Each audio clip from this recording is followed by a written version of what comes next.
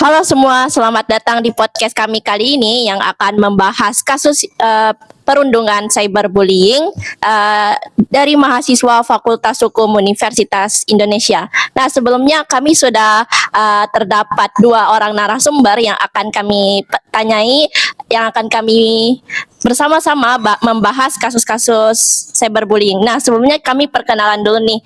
Saya sendiri Aisyah Zakia dan nama saya Aziz Widaryansa. Dan narasumber pertama.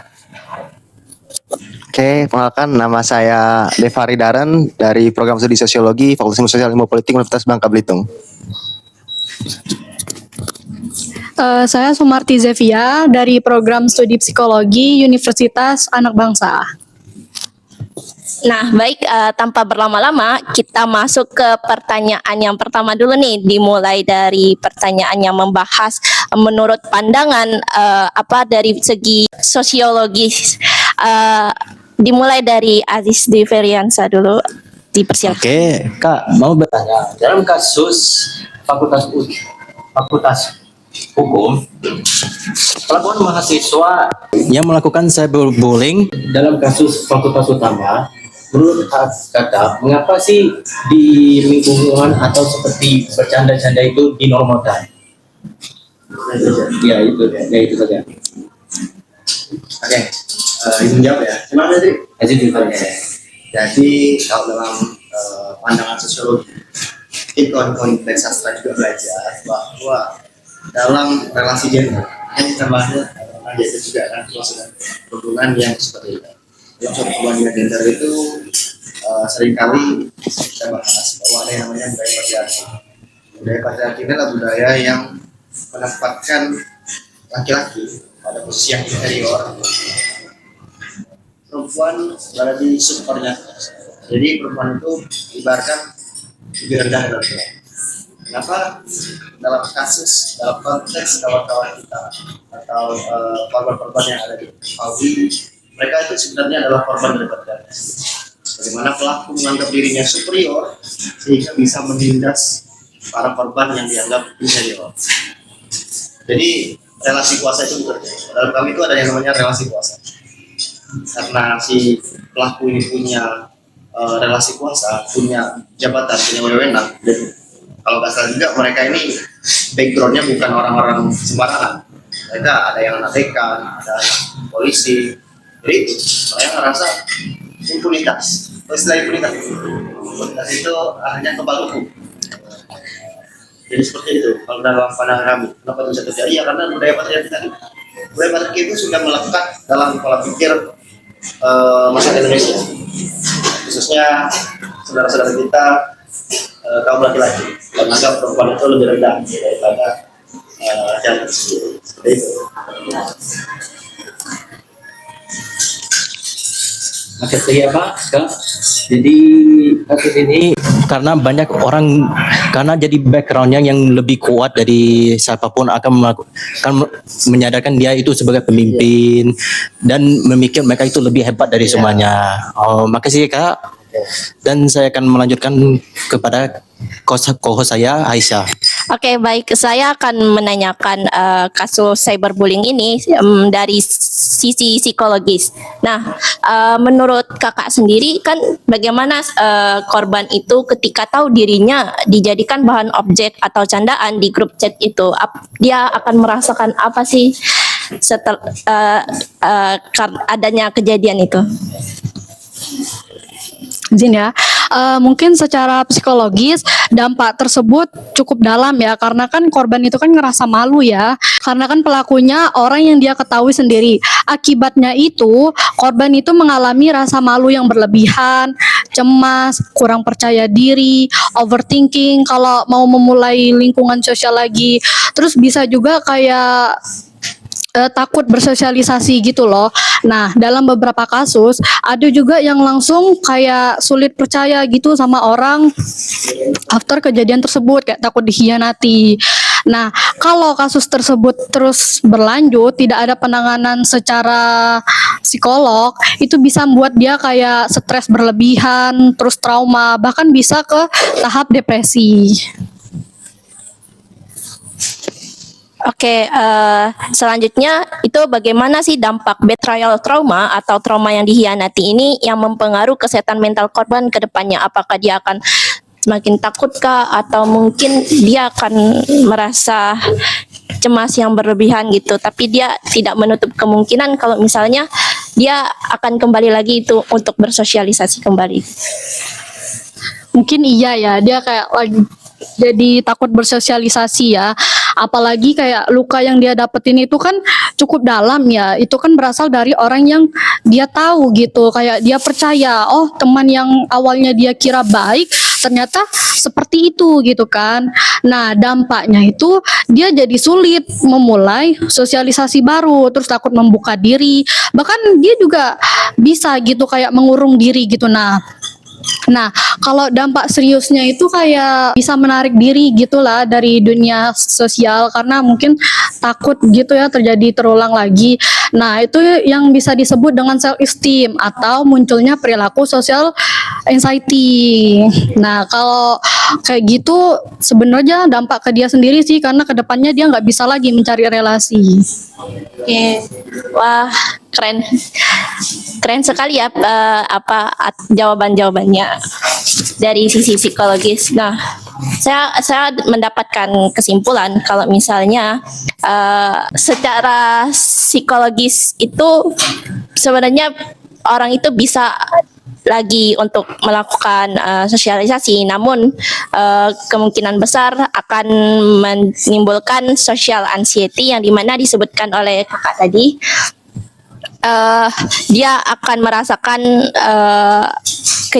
mengingat kejadian yang dia alami dari dampak cyberbullying tersebut. Oke, masuk ke Aziz. Ada yang mau di?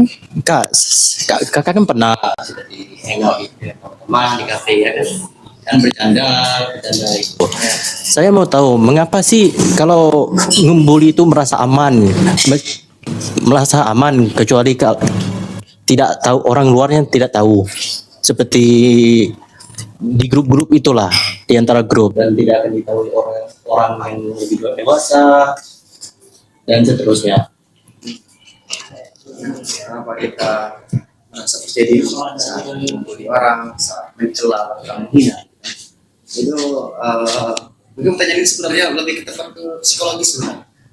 Lebih ke adalah, tapi mungkin akan saya jawab kenapa orang itu sampai itu. Ya, karena tadi kita itu merasa superior, kita merasa hebat, kita merasa kuat, sedangkan jarang ada orang itu yang menghina orang di atas dia, kecuali orang itu iri, beda konteks.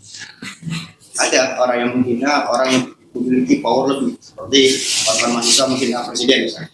Tetapi dalam konteks kali ini itu yang dihina atau yang dibully, yang dituduh, yang dibully lah ceritanya itu dia memiliki suatu power yang lebih rendah dari orang yang dibully.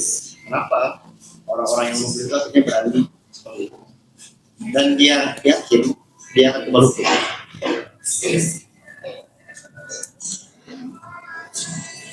Ada saya kak, berarti ini kasusnya seperti orang yang dibully itu merasa itu hanya canda-candaan dan meskipun terasa sakit bisa ditahan, dan orang yang membulinya yang ngomong-ngomong itu terasa dia itu juga tahu itu jojokan, tapi mereka itu tidak akan tahu pada joknya itu akan menyakiti dirinya. Oke, makasih ya kak tentang penyanyi itu, dan saya akan lanjut ke kawan saya. Baik, dari sisi psikologis sendiri, setelah itu kan kita tahu kalau misalnya korban itu merasakan social anxiety tadi. Nah, bagaimana cara menyembuhkan dari luka-luka itu agar dia tuh lupa gitu dengan kejadian-kejadian, agar dia bisa lupa dengan kejadian yang ada, yang dia alami. Baik, sebenarnya itu nggak bisa sembuh ya, tapi dia bisa pulih. Ya, karena kalau sembuh itu sulit sih kemungkinannya, karena dia bakal ke-trigger lagi. Nah, langkah-langkahnya itu mungkin kayak dia bisa mencari lingkungan yang aman dulu ya bagi dia dari eksternal maupun internal. Terus dia juga kayak bisa itu sih membuang pikiran negatif dia sih, karena kalau semakin dia pikir negatif tentang sosial, makin dia nggak bisa berkembang gitu loh, nggak bisa keluar dari zona itu. Nah, terus dia juga bisa kayak ekspor sosial secara perlahan dulu, kayak bertahap, nggak langsung ke yang besar, tapi interaksi kecil-kecilan aja dulu. Nah, itu tahap kayak dia kalau mau keluar dari social anxiety itu. Baik Kak, terima kasih atas jawabannya.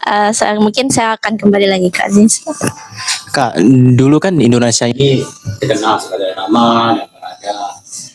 Dan itulah yang saya ingin tahu ini dalam dunia digital menurut kakak ya, mengapa sih keberadaan itu soalannya hilang gitu? Keberagaman. Ya, Ada. Oke, jadi secara tidak langsung menanyakan adanya degradasi moral, penurunan etika, sikap, dan moral itu. Jadi kenapa saat ini anak remaja Gen Z terutama itu mengalami degradasi moral? Yang pertama, ini adalah arus modernisasi. Kita juga tahu modernisasi adalah masuknya budaya asing ke kita, dan juga masifnya teknologi yang kadang kita ini banjir informasi berlebih, sehingga budaya-budaya barat yang tidak cocok Indonesia diterapkan di Indonesia. Mungkin candaan seksis seperti itu di berbagai negara, contohnya Amerika, itu hal yang wajar. Tapi jika kita berbicara soal sosio-kultural di Indonesia, itu tidak bisa. Pertama, kita bernuansa negara sebagai negara Muslim.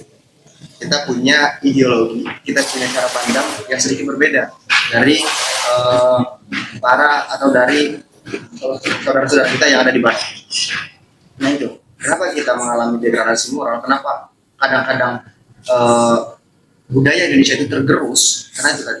wow, amazing sekali lah jawaban kakak ya. Jadi ini kasusnya seperti ini. Ya iyalah, modernisasinya dan pengawasan orang tua juga limited. Dan informasi dari info-info dari luar negeri juga membuat orang menjadi percaya dengan informasinya. Dan juga apa ya?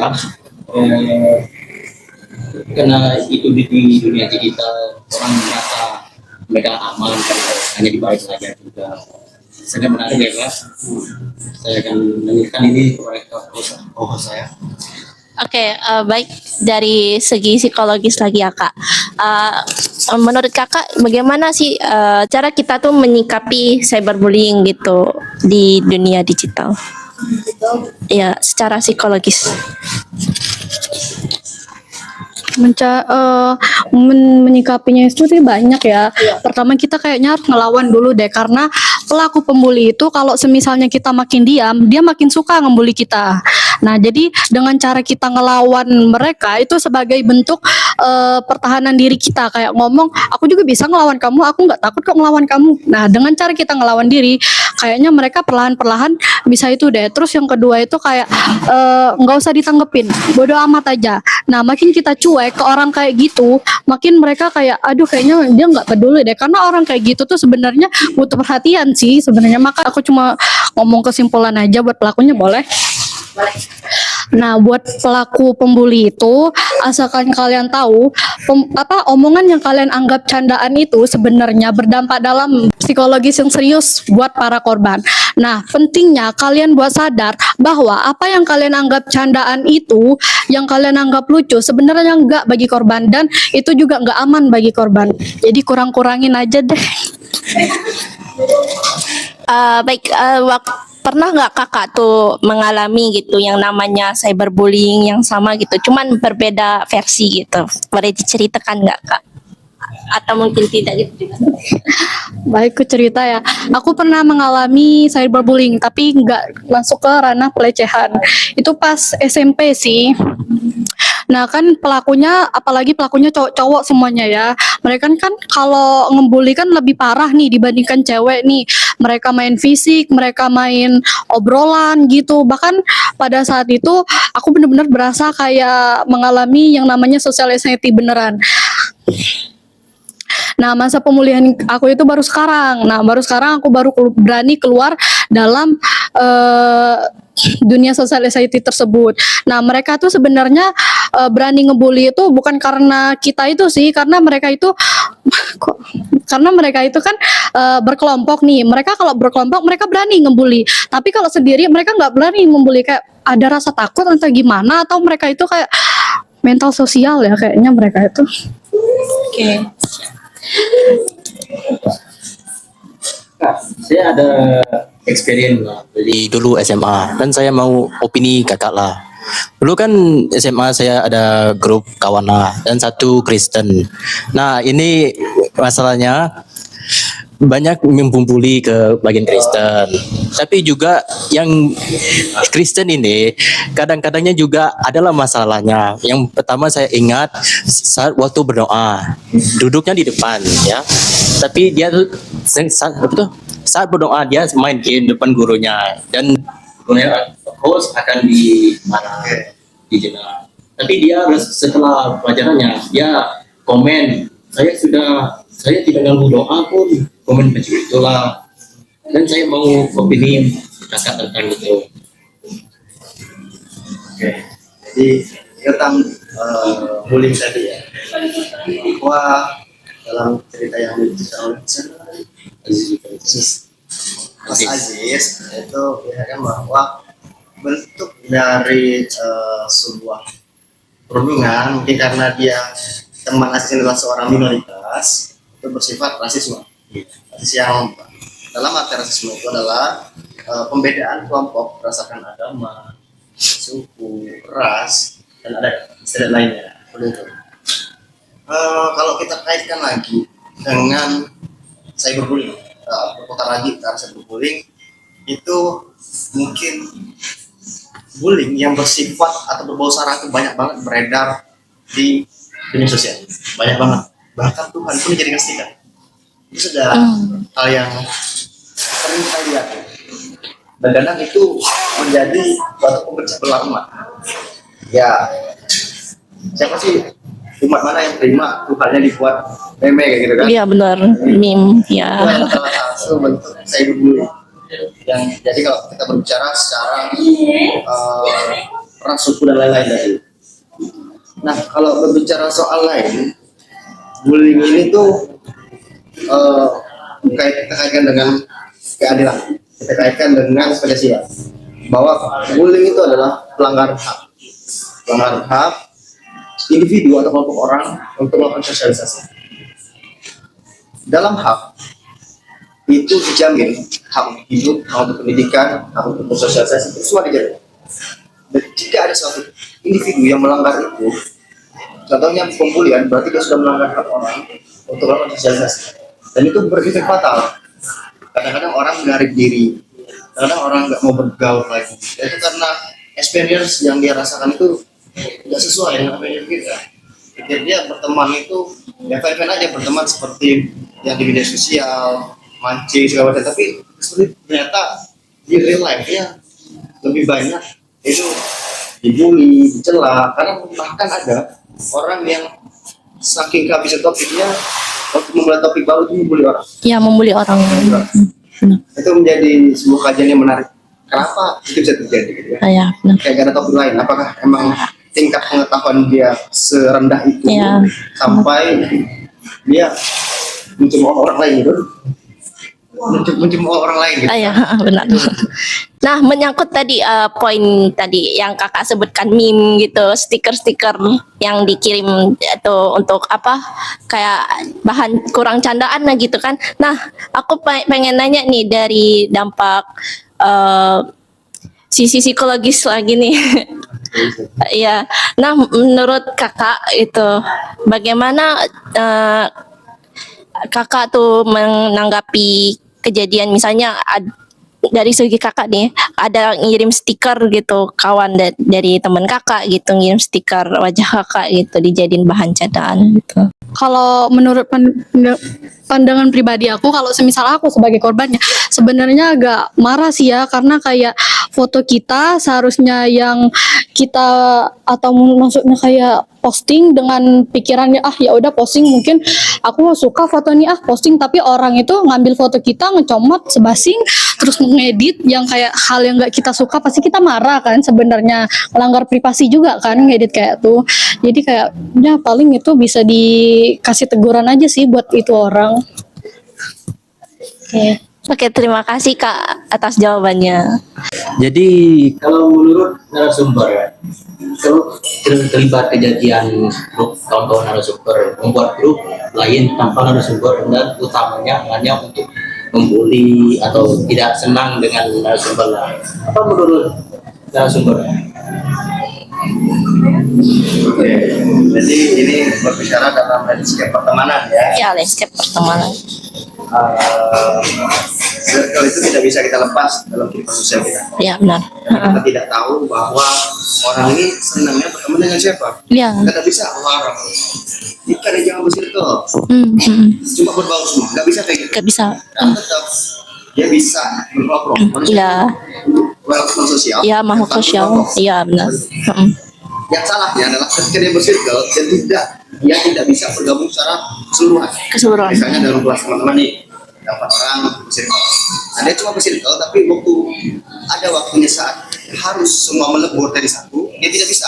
Dia tidak bisa. salah. Yang salah. Jadi kalau sekedar pilih teman yang menurut kita satu frekuensi itu tidak masalah. Dan kembali lagi ke konteks tadi ke dalam grup, itu pilihan. Itu pilihan dia mau membuli lewat belakang juga. Kalau kita nggak tahu ya oke aja, dan kalau kita tahu selama dia tidak merugikan, memang tetap secara kalau tahu tetap tetap kecewa pasti dengan teman-teman, apalagi itu yang mungkin dalam itu teman dekat. Nah itu yang jadi kadang secara psikologi juga sudah beberapa menit. Rasa kecewa itu pasti muncul. Kalau berbicara soal cyberbullying seperti tadi, dalam grup, lalu dari grup satunya itu dia membuli, ya itu kembali ke individu masing-masing. Itu hak mereka. Tapi kalau udah bulinya itu udah sampai atau seksis dan salah, itu bisa kita pertimbangkan kembali. Dari sisi emosional ya tadi, dari yang adanya kasus yang ada grup dalam grup itu. Sebenarnya kalau semisal dia tahu ada kasus dari grup dalam grup itu sebenarnya agak sakit ya. Iya, agak sakit. Kecewa dulu Ali, Iya. kayak dia kan bertanya mungkin dia bakal mikir kayak aku nggak asik ini ya dalam pertemanan, kayak jadi timbul overthinking gitu Iya, kan overthinking. kasus itu. Tapi ya kan emang benar, kembali lagi setiap orang kan berhak memilih temennya. Cuma kayak kalau semisalnya mereka buat grup dalam grup, ya udah diam-diam aja deh, jangan sampai ketahuan. Kasihan sebagai korbannya itu Iya. loh. Pasti dia menerka-nerka apa salahku dan di mana. Iya. Terima kasih banyak ke para narasumber yang menjawab pertanyaan saya, dan saya akan lanjutkan ke co-host saya. Nah, keren sekali ya tadi atas jawaban-jawaban yang dari baik itu dari sisi psikologis maupun dari sosiologis dampak cyberbullying. Nah, saya mendapatkan kesimpulan nih dari atas jawaban-jawaban dari sisi psikologis, yaitu di mana korban yang merasakan cyberbullying itu sangat susah sekali untuk keluar dari yang namanya social anxiety yang dia rasakan, guys. Nah, akan tetapi bagaimana cara kita menyikapinya, yaitu dengan cara melawan pelaku dengan cara yang tegas gitu. Dan salah satu hal yang paling berkesannya itu dengan menerapkan tidak kepedulian gitu terhadap cyberbullying yang ada itu. Tapi jika sudah merujuk kepada ranah seks gitu, nah kita harus benar-benar tegas dalam menyikapinya. Itu yang bisa saya ambil. Kembali lagi ke Aziz. Dan bagi saya, informasi yang saya dapatkan adalah banyak kasus ini karena demi utama pembulian itu karena backstory-nya seperti keluarga atau history seperti blackmail seperti itulah. Dan juga di dunia digital banyak juga yang merasa aman karena di dalam kasusnya itu terjadi dalam dunia digital ya. Dan intinya itu Pak, karena banyak juga